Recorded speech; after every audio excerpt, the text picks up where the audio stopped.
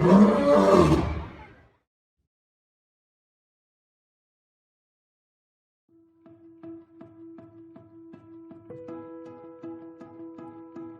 name is Marcia and I'm 11 years old. My name is Millie and I'm 11 years old. When they see us together, they don't believe that we're twins. They don't believe us, like they're like, oh really, I never noticed that, like I thought you just friends. Because we're a different colour. Racism is where somebody judges you by your colour and not like by your actual self. I think racism is a negative thing because sometimes it can hurt people's feelings. Just because you're a different colour doesn't mean that you have to change the way you are just to be like someone else. If the world has to say anything about us, then if it's going to be a rude comment, then don't bother say it. I would say just don't listen to them. Just ignore them, pretend they're not there, but they disappeared. If it's going to be a nice comment, then go ahead. I'll tell them to not like the people say don't judge a book by its cover, don't judge other people by their looks, because there could be something totally different on the inside. If you're happy with the way you look, then you should stay the way you look. Just be yourself.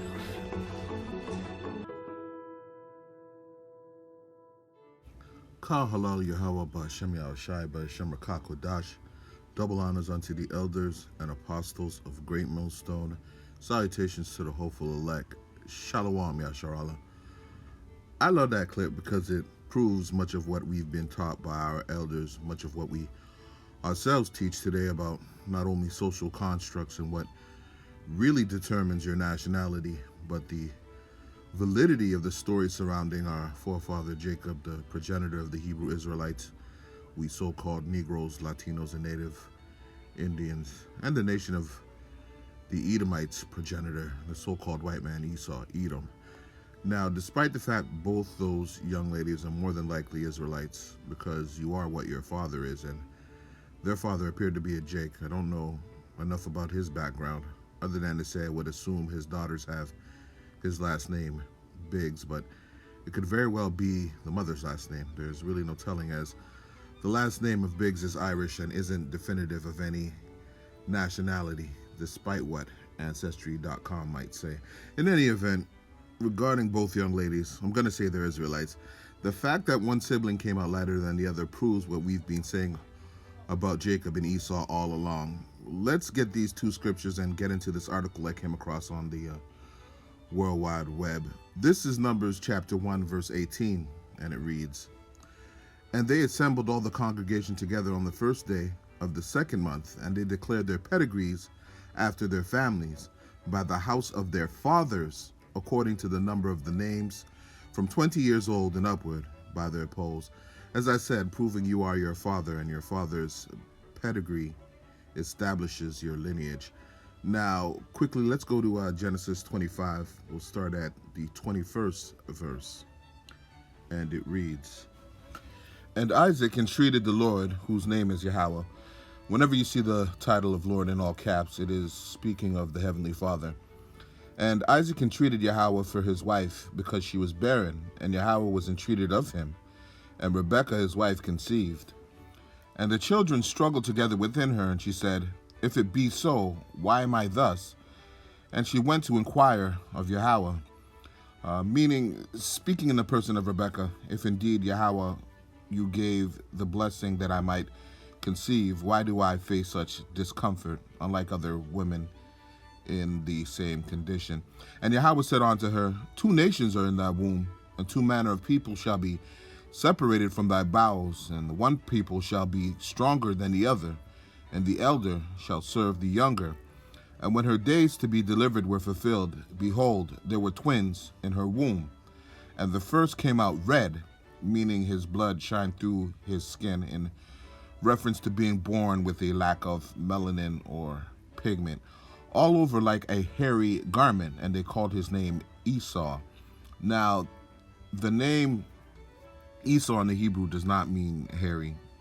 Esau in the Hebrew is Ishasha, and it means wasted away is he, for obvious reasons. The elites did their best to hide the fact that this description speaks to their own genetic makeup and phenotype, but through the Spirit we were able to bring it out. In all actuality, It is the word seer that translates into meaning hairy, not Esau. And the name Edom, let's jump down to Genesis 25 and 30. And Esau said to Jacob, "Feed me, I pray thee, with that same red pottage, for I am faint." Therefore was his name called Edom. Ergo, the name Edom or Adawam in the Hebrew means red. Genesis 25 and 26. And after that came his brother out, and his hand took hold on Esau's heel, and his name was called Jacob. And Isaac was 80 years old when she bare them. No physical description is given for Father Jacob here, because he came out looking like what Israelite babes naturally looked like. In any event, the point I was making is that those fraternal twin girls featured in the opening clip is no different than the retelling of not the story, but the circumstances surrounding the birth and likenesses of Jacob and Esau, and proves that although the color of your skin can be a genetic marker, it doesn't definitively define your nationality.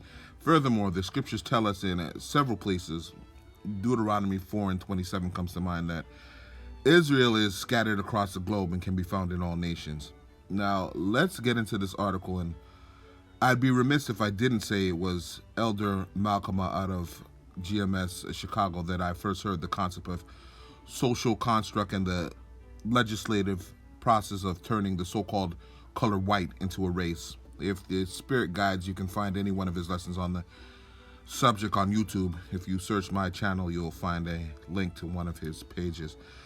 Now, I've said all that to preface this article I came across on the Federalist.com entitled, "Healthcare Journal publishes research calling whiteness a parasitic condition without permanent cure." Now, let me premise the article by reading this. This is Habakkuk chapter 2, verse 14, and it reads, "For the earth shall be filled with the knowledge of the glory of Yahweh, as the waters cover the sea." Ergo, this truth is being pushed across the four corners of the earth. Nowhere on Yahweh's green earth can you claim ignorance. This truth is out. The Spirit of the Lord has been spread across Israel to not only make inquisition, but expose the fallacy that is Esau and reveal who the true children of promise really are. Verse 15, "Woe unto him that giveth his neighbor drink, that putteth thy bottle to him, and maketh him drunken also, that thou mayest look on their nakedness." And that is exactly what our neighbor, our brother Esau, did. We know that the strong drink which did intoxicate the whole earth to be the trail of his deceit, his teaching of fornication, which is a spiritual adultery, democracy, Christianity, homosexuality, feminism, all examples of his wicked philosophies. We were made drunk by his indoctrination, observing customs under his wicked vibration and not recognizing the truths of our biblical heritage and who we really are. Looking on our nakedness is another way of saying to take advantage of our naivety, of our being naive to our own sins, which is our transgressions of the law, and essentially Esau Edom taking pleasure in our unrighteousness.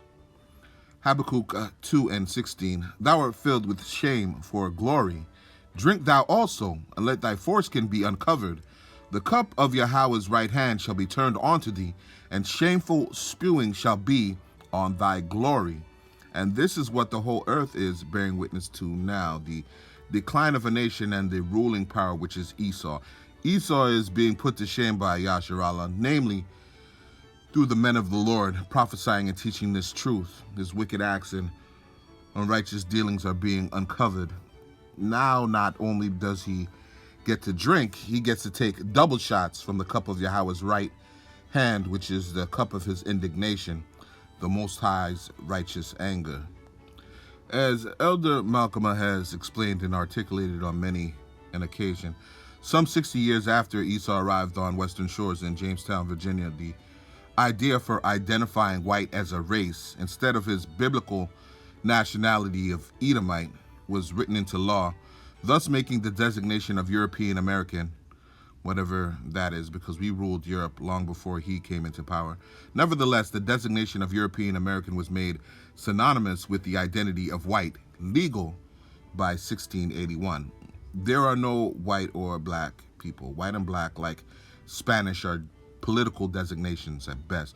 No one is white or black, and Spanish is more indicative of a language than it is the classification of a people. You're either different shades of brown or different shades of red. Every sole individual, even if you were conceived in a test tube, has a biblical identity, and ergo is the proper way to refer to the people who make up a nation. That means the present day emphasis on skin color can be a little misleading because there are so-called white Israelites and so-called black Edomites among us. Let's get into the first paragraph of this article, and it'll pretty much sum up why I opened with that scripture. The Journal of the American Psychoanalytic Association published a research article in May that describes being white as a malignant, parasitic-like condition and a dangerous, discriminatory, and perverse mental condition. And this is what is meant when so-called people of color make reference to, or rather single out, the effects of quote-unquote white privilege. And if you classify yourself as a so-called white person and are willful in your choosing to remain ignorant to exactly what others who don't share your lack of pigmentation is talking about, this condition being written about in this article may very well apply to you. Reading on, written by Donald Moss, an author and activist, the article entitled "On Having a Whiteness" explains that whiteness establishes an entitled dominion that enables the hosts of parasitic whiteness to have power without limit, force without restriction, violence without mercy, adding that it has a drive to hate and terrorize. And this speaks to the reign of hate and terror Esau Edom as a nation has ruled the world under, as the Grecians and then Rome, then coming back into power during the Renaissance period. There isn't a nation on earth who hasn't been subjected to Esau's brand of violence. Since America's inception of 1776, for instance, the U.S. has been at war 222 out of 239 years. That is at approximately 93% of the time. Moss claims whiteness easily infiltrates even groups founded on the protection of individuals on democratic principles. Well, look at that. One example, speaking to the fact that the BLM protesters during the weeks of rioting and looting in Minneapolis, subsequent to George Floyd's death by police, were directly infiltrated by so-called white agitators. How many of you remember the umbrella man going around smashing windows, who the police themselves labeled a white supremacist, guilty of, going back to an article, guilty of trying to incite George Floyd rioting? I'll put it up in post. I'd be remiss if I didn't point out factions like BLM are that easy to infiltrate because of the principles they're founded on. Do away with the nuclear family is one. All three co-founders being admitted practicers of witchcraft. One co-founder describes herself as a queer social justice activist and Marxist, which speaks to the red spirit of Esau Edom written of in Revelation, the 6th chapter. The movement itself has received donations from the infamous George Soros, who is a descendant of Amalek, the chief house of Esau Edom. His proceeds repeatedly coming into question, even though he denies he or his foundation ever paid for rioters and protesters. In any event, all these instances are indicative of Americanism and being drunk off the wine of fornication. Pursuant to Revelation 17 and 2, as well as Habakkuk 2 and 15, and needless to say, the whole world and its leaders are guilty of it. Back to the article. While Moss opens his paper by claiming that no clear path links my argument to that of my predecessors, his article is not by any means the first time that scholars have endeavored to establish whiteness as an institutionally recognized pathology that requires treatment or a cure. Take, for example, Noel Ignatieff, a now deceased historian, Harvard lecturer, and a former member of the Communist Party, who founded a journal titled Race Trader, whose motto was, "Treason to whiteness is loyalty to humanity." Ignatieff wrote an article for the Harvard magazine entitled "Abolish the White Race," in which he argued that the goal of abolishing the white race is on its face so desirable that some may find it hard to believe that it could incur any opposition other than from committed white supremacists. Ignatieff, who believed that race was a socially constructed pathology rather than a biological reality, contended that whiteness is not a culture, but a privilege. This is Sirach, otherwise known as Ecclesiasticus in the Apocrypha. We're going to go to chapter 10, verse 21, and it reads, "The fear of the Lord goeth before the obtaining of authority, but roughness and pride is the losing thereof." This idea of white privilege is rooted in Esau's pride and his haughtiness. Pursuant to Esau's pride and propensity for violence, he is quickly spiraling out of control and simultaneously losing his authority, losing his power. Moss told the Federalists that there is a clear distinction between white people as a race and whiteness as an alleged pathology. I write about whiteness, a condition that generates racism, and I explicitly distinguish it from whiteness, a marker of racial identity. I write that white people are particularly susceptible to the pathology of whiteness. This story comes just after it was discovered that the Yale School of Medicine's Department of Child Study Center hosted a racist lecturer who fantasized about, quote unquote, unloading a revolver into the heads of any white person that got in my way and burying them like I did the world a effing favor. By the way, for the record, that is not a physical ideology we subscribe to. Never tell anybody outside the family what you're thinking again. The abstract of Moss's article on having whiteness concludes with an ominous line referencing whiteness and noting that there is not yet a permanent cure.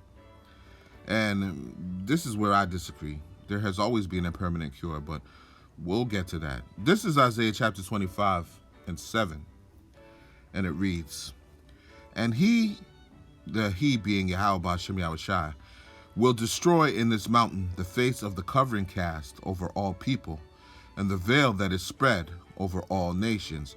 The nations of the world are blind to their true identity, which is laid out by the Holy Bible. The mountain to be destroyed is the government rulership of Esau Edom. The men of the Lord prophesying and teaching this truth pursuant to Ezekiel 35 and 2 are helping to do that now. Ultimately, when Yahweh B'Shem Yahushai returns with the chariots, which the world ignorantly calls UFOs or UAPs, that destruction will be made manifest. The face of the covering cast over all people are the political designations and denominations the people in the earth are being referred to, such as Chinese and black or Mexican, European is another, etc. The veil are the incorrect names we are being associated with and forced to go by. That veil, subsequent to this Bible truth being brought out by the men of the Lord, is being lifted. Now, let's close out with this permanent cure. This is Revelation chapter 13, verse 10. And it reads, "He that leadeth into captivity shall go into captivity. He that killeth with the sword must be killed with the sword." So Esau Edom trying to control us with the baby sword, i.e. the RFID microchip implant, trying to kill us with the baby sword, i.e. the CV-19 Maxine. He's going to get taken out by the big sword, aka those thermonuclear missiles. If that ain't permanent, I don't know what else is. Here is the patience and the faith of the saints. So no need for us to take up vengeance into our own hands. This is the judgment/cure set up by the Most High Power for the lineage and nation of Esau Edom. They'll say, but we are not responsible for your captivity, i.e. slavery. We weren't there. But as I've laid out, you are your father, returned generation after generation. You are the extension of his line and have benefited deliciously, maybe not individually, but as a people, which the scriptures teach you will be judged as a nation. You have done well, facing no obstacle in benefiting from the proceeds of our free labor. It was you who deceived and enslaved the whole world, particularly the so-called Negroes, Latinos, and Native Indians through merciless violence that no reparation can erase. We can never forget. And we, despite your claims of justice and freedom, still remain captives to your laws today. Through your policies, not to mention the misuse of your so-called legal documents, i.e. family responsibility and child support, which is nothing but a racket. The world over is still under your subjection through your military might, and control. 222 years of death dealing. The Bible says for that, no amends can be made. So the modern day sword, the thermonuclear missiles, is the hell you have to pay. Permanent and final. Kal halal Yahweh Ba'Shem Yahushai Ba'Shem Rakakwadash. Through the power and spirit, I hope you were edified. Double honors unto the elders and apostles of Great Millstone, who teaches 100% truth and rule well. Salutations to the hopeful elect. Shalom, Yasharallah. Remember, don't take that jab, don't take that test, and damn sure don't take that chip. Shalom.